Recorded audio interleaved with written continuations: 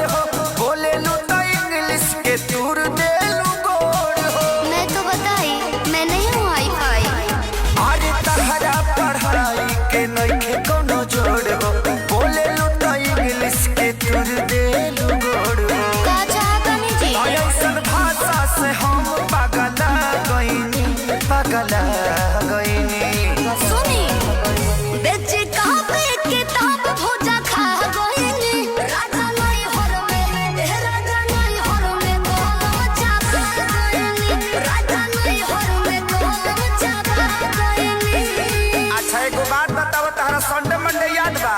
हाँ जी। तो सुनावता। Sunday good, Monday very good, कंडे लवंडे ठंडे ठंडे।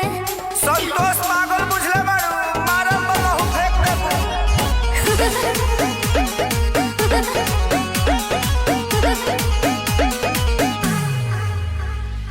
अनपढ़ के तू ताला कहलू एजेंसी रह तू पढ़ल होइते आशा में वैकेंसी।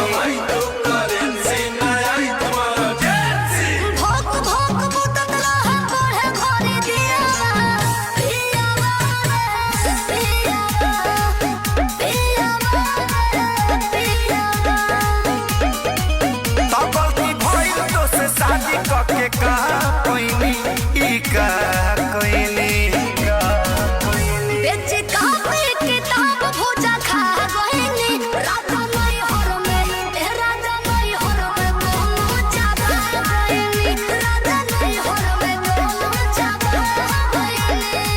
बाप रे बाप लागत है कि अब हम डिप्रेशन में चल जाए। ठीक बा अकेले जाई? हाँ जाते न तो जाके देखी। हाँ अब बढ़िया जगह होई नु हम आ जाए और जे हनीमून मनावल जी डिप्रेशन में घूम घाम के आ चल जाए का।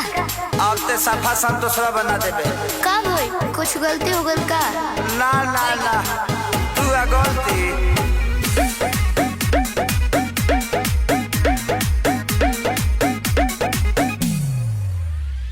चढ़ली जवानी तहर पूरा पछोल हो खत्म इतिहास पूरा गोल बाबू गोल हो।